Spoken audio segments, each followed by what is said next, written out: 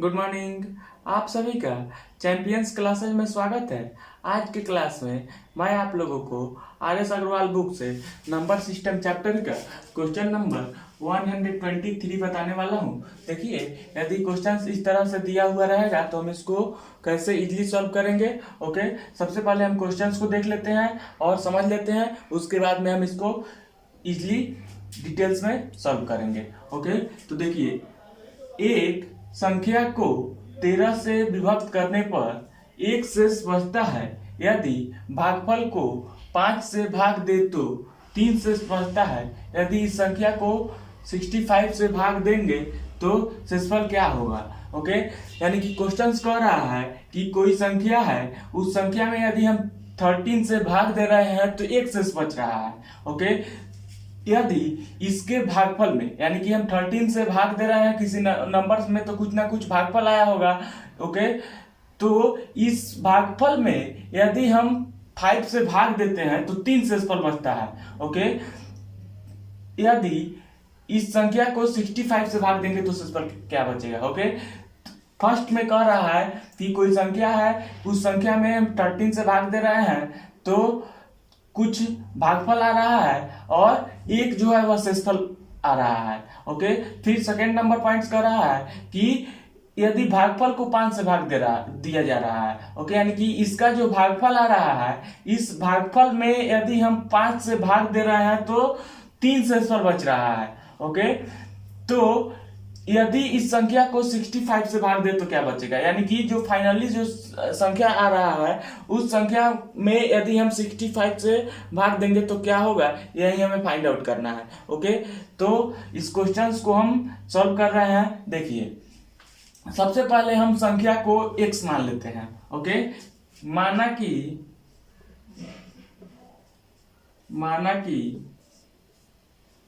संख्या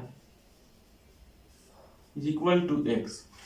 ओके, अब देखिए, अब प्रश्न क्या कह रहा है कि एक संख्या को 13 से विभक्त करने पर ओके एक शेषफल बच रहा है। ओके, यानी कि इस संख्या को यदि हम 13 से विभक्त कर रहे हैं तो यह संख्या जो है यह क्या हुआ, भाज्य हुआ। ओके, यानी कि यह जो हुआ यह क्या हुआ, भाज्य हुआ। यहाँ पे देखिए, इसको हम डिटेल्स में ही लिख रहे हैं। ओके, यह जो हुआ यह क्या हुआ, भाज्य हुआ। ओके, अब देखिए, 13 से विभक्त करने पर 13 से इस संख्या में भाग दिया रहा है तो 13 जो है वह क्या हुआ, भाजक हुआ।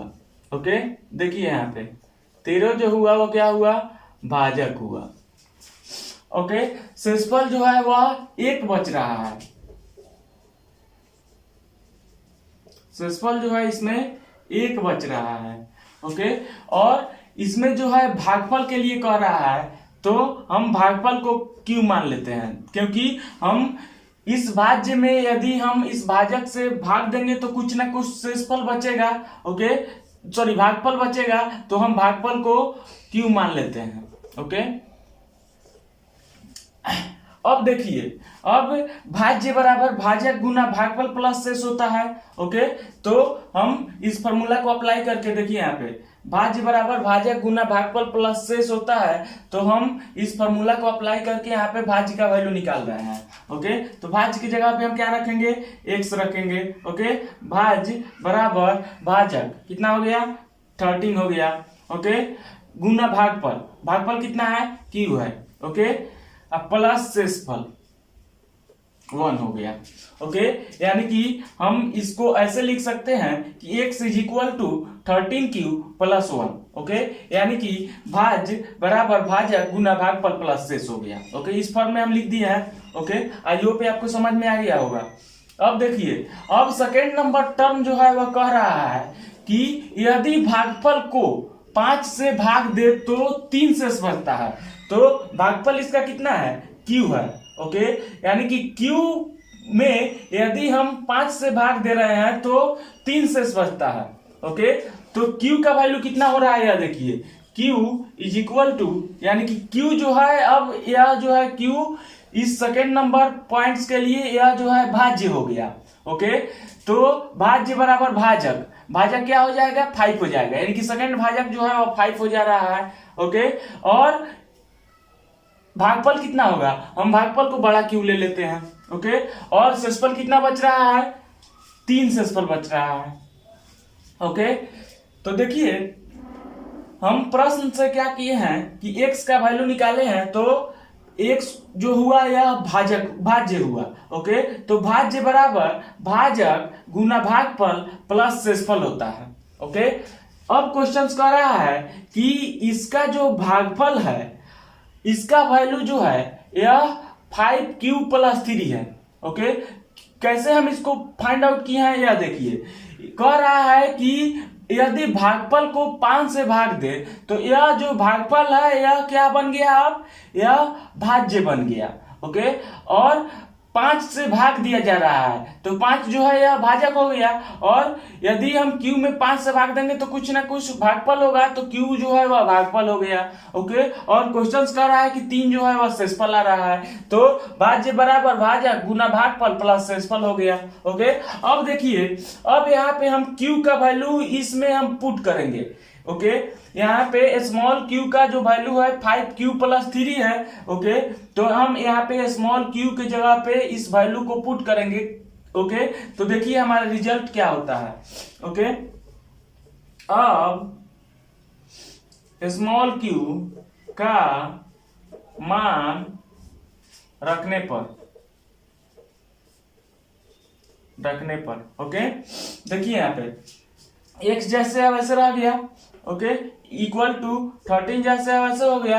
स्मॉल q की जगह पे हम क्या रखेंगे, 5q + 3 रखेंगे। ओके, और यहाँ पे 1 है तो 1 वैसे है वैसे रह जाएगा। ओके, यानी कि x = 13 × 5q + 3 + 1 हो गया।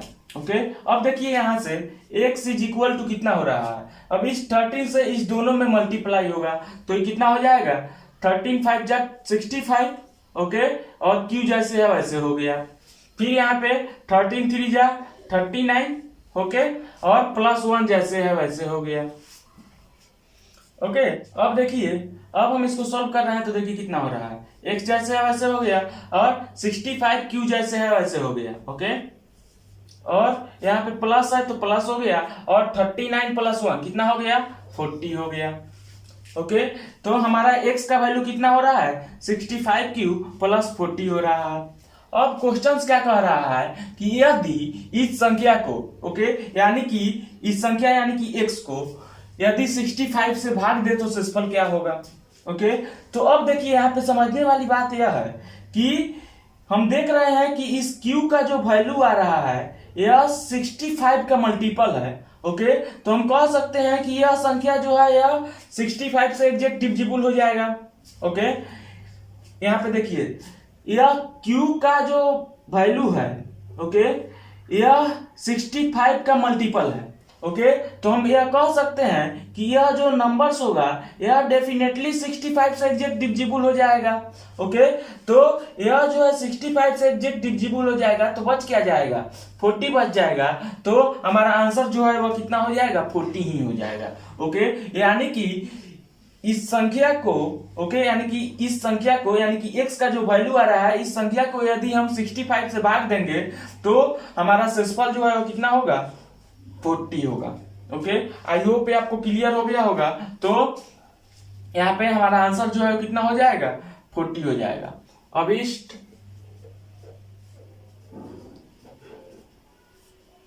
शेषफल = 40। ओके, आई होप आपको क्लियर हो गया होगा। देखिए एक बार हम इसको और समझ लेते हैं।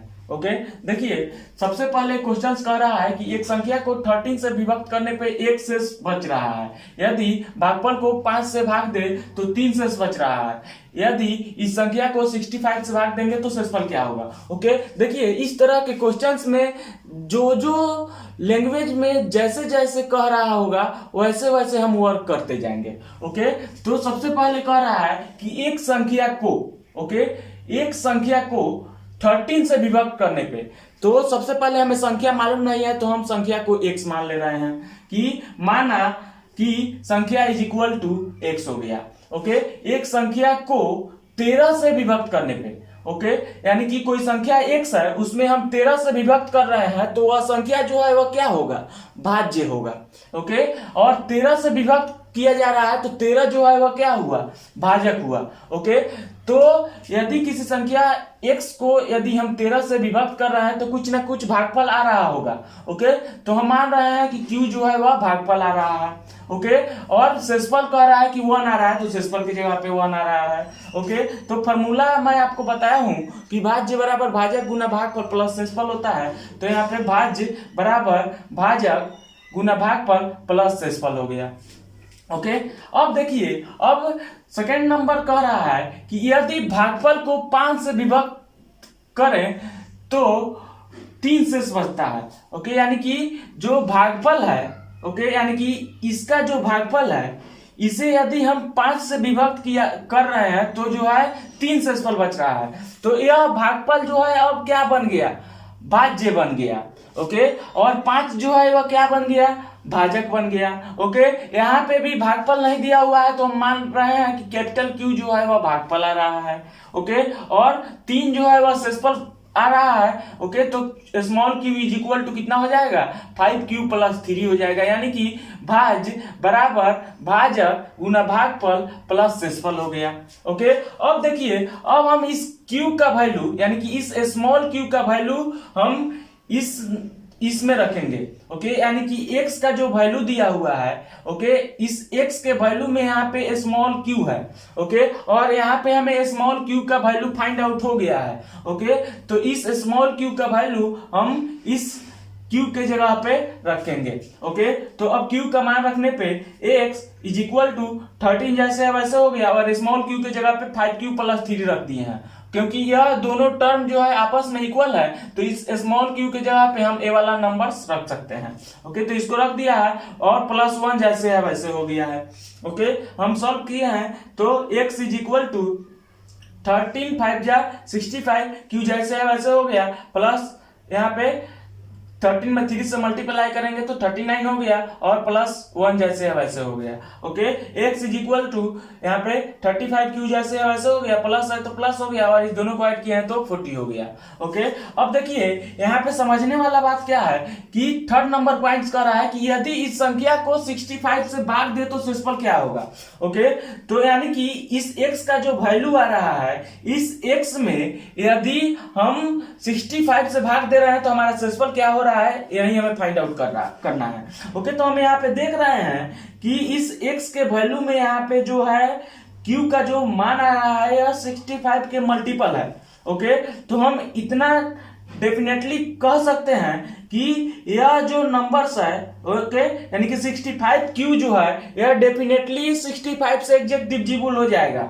ओके, तो हमारा जो है कितना बच जाएगा, 40 बच जाएगा। ओके, तो यही 40 जो है हम लोग का शेषफल हो जाएगा। ओके, यानी कि हम 65q प्लस 40 में यदि हम 65 से डिवाइड कर रहे हैं तो हमारा जो है शेषफल कितना बच जाएगा, 40 बच जाएगा। ओके, आई होप ये आपको क्लियर हो गया होगा। बहुत ही डिटेल्स में मैं आपको यहाँ पे बताया हूँ। ओके, यह जो x का वैल्यू हम निकाले हैं यह प्रश्न के अनुसार से निकाले हैं। ओके, प्रश्न से। ओके, आई होप ये आपको समझ में आ गया होगा। यहाँ पे एक बार और समझ लीजिए, x का वैल्यू जो है वह 65q प्लस 40 आ रहा है। तो हम देख रहे हैं कि इस q जो है यह 65 के मल्टीपल है। तो हम डेफिनेटली यह कह सकते हैं कि यह q जो है यह 65 से एग्जैक्ट डिविजिबल हो जाएगा। तो हमारा जो है कितना शेषफल बच जाएगा, 40 बच जाएगा। ये वाला टर्म जो है वो पूरा पूरा कट जाएगा तो बच कितना जाएगा, 40 बच जाएगा। ओके, तो यदि हम 65q प्लस 40 को 65 से भाग देंगे तो हमारा शेषफल जो है वो 40 बच जाएगा। ओके, आई होप ये आपको समझ में आ गया होगा। बहुत ही इंटरेस्टिंग क्वेश्चन था। ओके, अब हम लोग नेक्स्ट क्लास में नेक्स्ट क्वेश्चन के साथ में मिलते हैं। तब तक के लिए बाय बाय, टेक केयर।